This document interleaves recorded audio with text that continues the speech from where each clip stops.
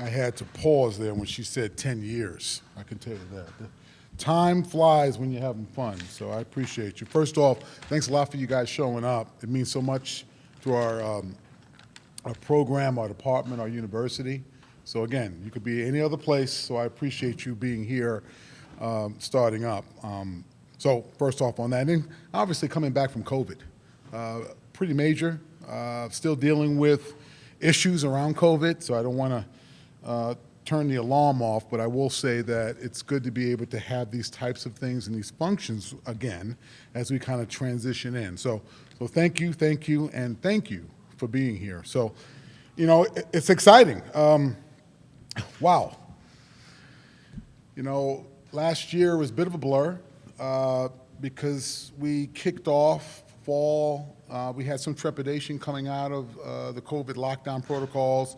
Didn't know what we had, but we did know what we had relative to our coaches, our student athletes, our administrators, you know, our campus. So, you know, to do what we did last year was pretty phenomenal. And in that 9th year, now going to my 10th year, seeing the seeds of change, but also too to see, you know, a lot of the great things that really epitomize what Husky athletics specifically is all about. You know, winning MAC championships in multiple sports, men's soccer, football, a lot of individual accolades, coaches of the year, football, men's soccer, golf. You know, it's good to see all this, but it doesn't surprise me because we have really great student athletes and coaches here who are just churning it out.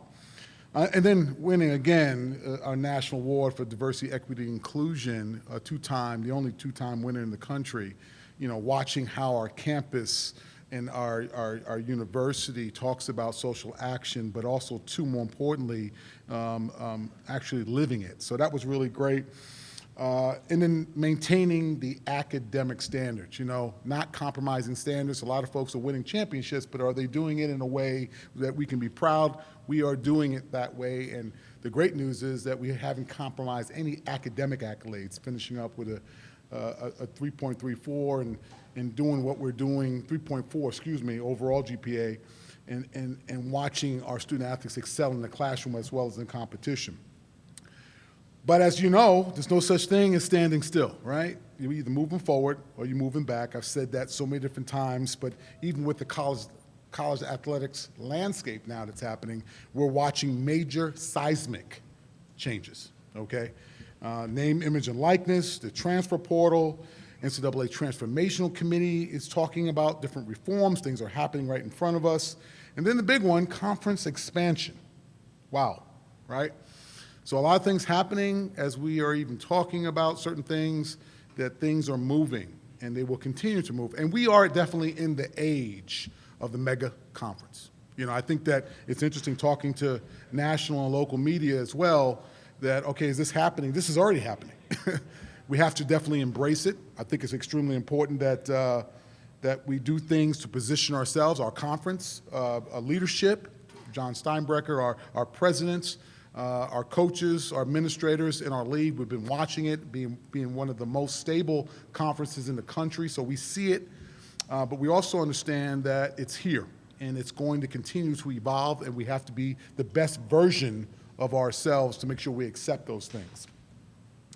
Moving forward, you know, understanding a lot of those things in the era of the mega conferences, understanding that name, image, and likeness, we have definitely done a lot in that particular space. You know, our state has its own law. We're one of the most progressive out front and conservative to some degree. We've made some adjustments with that thanks to our governor, thanks to our fellow Division I institutions in the state to make some changes so we can be a little bit more, I should say, advocating more for our student athletes to make sure that the deals that they're involved with, as well as making sure that we can work with them to understand the impact of said sponsorship and working with their individual brands. So really exciting for them, and I definitely embrace that, and our team does. So we'll be actually having an event here this month with our local businesses, talking more about the education around name, image, and likeness, talking about how they can get involved, understand the do's and don'ts. All the things, quite frankly, are necessary, so we'll be having that for you shortly. as well as some of the things that, as we move forward, mental health. We all know that we're dealing with a significant amount of issues around that with our student-athlete population, but also, too, with our staff and just in general of what has happened. So we've really stepped up here and created a position for a director of athletic counseling with Dr. Cheyenne Beach, who has been helping us through our counseling center, but now is on board within our department and is housed in this facility in the Jordan to help our student athletes as a first prong of an ongoing series of support for mental health for our student athletes. So that's a big deal. We got better, real better this year with understanding these particular issues. I'm really excited about that. So in a nutshell, I will say I'm really excited just coming out of watching football practice and watching our fall sports and seeing what they contributed. We've got our coaches here. This is an exciting time. I remember coming in here in 2013, coming off of the Orange Bowl with the football program, and everybody was really high. I sample and taste the same type of energy, but not just with football, but with all of our sports coming into this year. So big time opportunity for us. And with that, I'll be glad to answer any questions that you might have with all the things that is through at you. These mega conferences are TV driven. They want the big TV markets and all. Obviously, the MAC doesn't have the super big TV markets, but what's wrong with the MAC just staying the MAC? Is there a downside to just having that stability and staying as it is? Personally, I love the MAC the way it is, but is there a downside to just keeping it the way it is? Yeah, there's no downside. There's been rumors about us expanding, looking at other institutions. I just think that as we modernize the rules and regulations for the NCAA, we have to modernize what we do in the MAC. So that's the good news is that's happening with our leadership, with our presidents, our commissioner, our athletic directors. I think it's important to be able to, and I say this analogy a lot, skate to where the puck is going to be. I know we don't have ice hockey here, but that's a metaphor that I like to use to say that we can't be complacent about what's currently going on. We have to be able to look 3, 4, 5, 10 years out to position the conference in a way that we can be very competitive in the process. So looking at our TV partners, taking a look at what our branding, a lot of us, just like us, we're in the third largest media market in the country. We need to capitalize on the different locations at the MAC, as well as making sure that we set our coaches and our student athletes to be competitive. So you're right, there's nothing wrong with this being us, but there's something wrong if we're not getting better and having an upward trajectory, and that's what you're seeing throughout the country. It's a good question. You guys compete with some of those teams in state that are, those Big Ten teams and Big Ten teams around the Midwest. You got SEC teams on your schedule this year. Are those games even more important to kind of showcase yourselves on that level when you kind of compete with them? Every game is important. I don't care what it is. It could be marbles. But at the end of the day, the reality is that we have to be able to compete. And the great news about all of our sports and our programs is that we put together really competitive schedules. You'll see that, especially in a non-con, because we want to be able to test who we are. We want to be able to go into someone else's venue, or they come here, and they get a taste of the Huskies. And they need to understand that the level of competition is going to be extreme. So it's exciting to watch it because we're doing that across a lot of different sports. Some are more visible than others, and that's kind of what you're alluding to. But yeah, we've got to be able to get out there and get after it. I think that's been a mantra of what we've done here in a long time. But we've been also able to capitalize on that by beating some folks in some other conferences, maybe some larger schools, and doing it on a consistent basis. So to answer your question, yes, yes, we want to prove who we are. We want to collect our respect. There's no question about it. Mentioned that award, two-time winner of that award. Just what does that say about the NIU collective, both on campus and yeah, thanks for the question. It kind of goes underneath the radar that we're the best in the country when it comes to diversity, equity, and belonging. And I pride myself. That was one of the things that really attracted me to NIU when I came from Wisconsin, was this ability to make sure that people see themselves in a environment or organization where they can be who they are. and not worry about any type of bias relative to that. Now, we still have a long way to go. We're not perfect by any means. But I also think it's really special to see that happening in athletics, but also, too, across campus. You know, across campus has really set the tone, and obviously Dr. Lisa Freeman, our president, has really taken it to the next level, and love her to death for that level of leadership. But it means a lot to us because we have a machine and a culture that understands that intentionality and accountability is huge for us. But great question. This is probably a better question for the coaches, but I'm sure you can answer it. You've got a handle on it. But when recruits come in for their visits and check out the campus and everything, how soon do the letters NLI and NIL come out of their mouth? How high of a priority is that, and how much of a key is that to securing these recruits? Yeah. So, yeah. I'm sorry. I want to make sure you finished. Yeah. That's it. Yeah. No. Yeah, it's a part of the process, right? We're culturally a part of this new era of NIL, right? Is that the single thing that folks are talking about? No.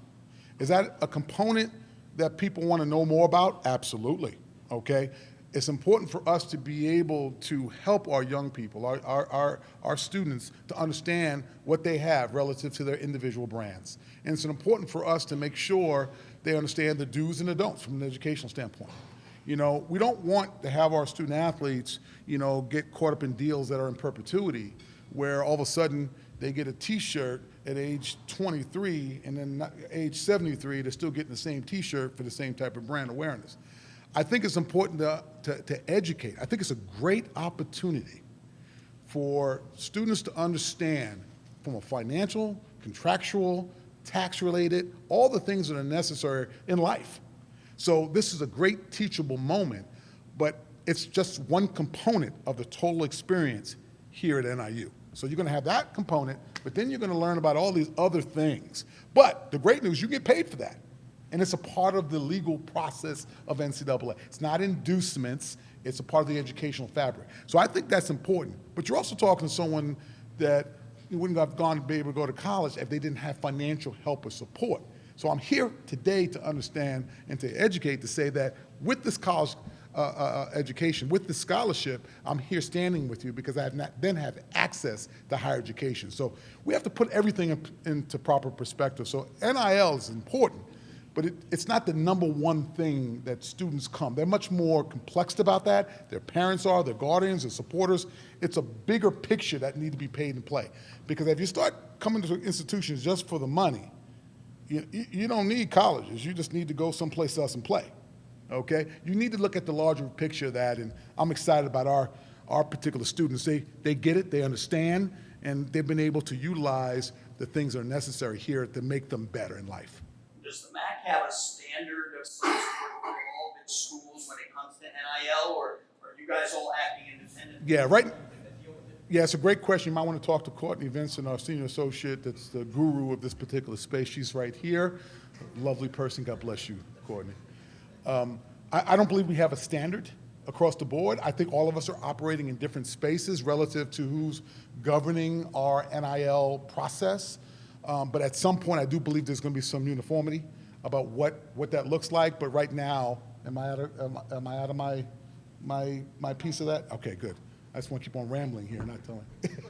But she's here to be able to answer those particular questions in detail. But yeah, we need to make sure that we jump into this place, in this space, in a way that enhances the experience for our student athletes. And we're open for business relative to that, as I'll say. Good question, though. About a decade on the job for you, Sean. A lot has happened in that 10 years. What are some of the things you're most proud of? You know, it's so many things. It's interesting. I've graduated two of my children, DeKalb and Sycamore. God bless them, going to college. I think overall it's the people. It's just the people. You know, our human capital here, our people here are just fantastic. And I think for me, going through this decade and watching all the great students, student athletes, staff, it's been rewarding to take a look. We've had ups, we've had downs, but we've had more ups than we've had downs. And that's the way I take a look at it. And now we're poised and positioned for even better. So, Yeah, I think the academic stuff, our academic prowess, going from a 3.0 to over 3.4, it's been watching and winning the number of MAC championships on multiple sports have been really gratifying for me. So, and just throw in the DEI stuff. If you keep on asking me, I'll keep on saying I'm really proud of that as well. So a lot of things to answer your question. But we need to move on. Oh, Eddie, I'm sorry? Sorry, Henry. No. You said if you're not moving forward, you're moving backward. That's correct. But in the era of the super conferences you play in, if the MAC stayed at 12 teams, what does moving forward for the MAC look like if it's not expansion? Yeah, no, I like the question. I think for me, it's what I said before, but a little bit different. You know, we're trying to modernize the NCAA rules. We all know some of them are archaic, and we know who they are. I'm not here to bash the NCAA.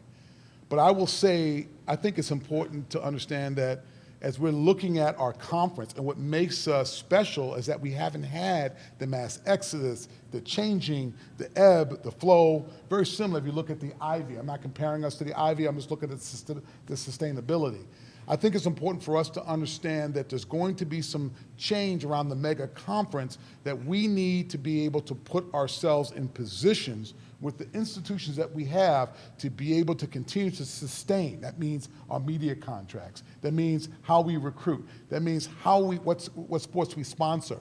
To make sure that we celebrate the conference championships that our kids, our students want to have. They want to have a conference experience through championships. So we need to make sure we fortify those sport offerings. So in a nutshell, what I'm saying is that we need to self-evaluate, self-scout, okay, from a coaching standpoint, and look at the different pieces that make us special and solidify and fortify them so when these mega conferences get into place, we won't have to worry about that. Oh, we get what they're doing over there, but we're good here, okay? So I think that is an ongoing process. We just had a leadership retreat that our commissioner put together. It was fabulous. All of the ADs, we got together, got to know each other a little bit more, which was good because we got some younger ADs, and I'm one of the second, not oldest, but seasoned in our conference, and it was good to be able to get to know the up and coming leaders that we have. So I think for us, it's about being the best version that we can possibly be in the MAC. What are the strengths of the MAC that you kind of alluded to there? The stability. The number one thing there, as people are worrying about their jobs, or worrying about what's going on with media rights and this, that, we're in a good place because of our stability, because we know who we are. We don't try to pretend that we can do this, that, and the other thing. And we need to be the best we can regionally, locally, and nationally. So that's number one. The lack of having uncertainty is a big thing. The other part of that is that the type of kid that comes to our schools, to be perfectly honest with you, gets it. They like conference championships. They like the regional component around us. They want to be able to compete at a high level. They want to dabble with some of the larger schools and some of the smaller schools. There's a certain type of kid that we get that understand that, but also too, we play at the national level. So there's going to be a lot more of the students that see us, especially at NIU, to say, you know what, I can get to the league from here. I'm going to go to the NFL from here because I'm going to play a competitive schedule. So I think that we just have to be true to ourselves. And I think we get ourselves in trouble when we try to do something because somebody else did it in some other conference or some other thing. We have to do the thing that works well for us. And if we do that, we'll be very successful. I hope I answered your question. You did, thank you. Good. Anything else for you guys? Yes? So how should fans expect their experience at NIU to change with the switch to an interview provider and the new sports network? I missed that one right there. Please. So how should fans expect their experience to change with the new network for sports, as well as the switch to an interview provider? Yeah, you know what? I think that that's going to be the part of the growing pains to some people, some folks that are used to. Remember, you had the dial-up phone. You don't remember that when you had to do the phone and you picked the phone up and it had a cord on it. You know, of course you don't know anything. I'm picking on you. So the reality is that the sky's not going to fall. Okay, we're going to get after it. There's going to be some changes. We're going to have to continuously see what works for us. So as we kind of experiment on different ways, if you get your content on your phone, you get your content in different places, certain media markets, I think that there's going to be probably a bit of a growing pain of understanding what really works for us as the new things unfold, okay? But here's the deal. We have to be able to make those changes so we can then supply and keep up on the different trends. Technology moves like this, and we have to basically get to the speed of the game. So part of that process is extremely important for us to experiment and just beg for forgiveness for those individuals who don't want the change. But it's going to be change, and we're going to take it in stride and make sure we are transparent about why we're doing it when we do it. That's the biggest issue, is when someone changes your script or changes your favorite programming or time slot, you get really upset when you weren't informed. It wasn't socialized to you properly. It wasn't communicated to you. So what we've got to do now is do a lot better job in communicating why we're doing what we're doing. That's why I'm a firm believer in strategic planning and roadmaps and other types of things, so it gives people a taste about what things are going to look like in the future. So, no problem. Any other questions? You came here for the coaches and student athletes, not to talk to old Sean here, okay? God bless you. Thank you very much.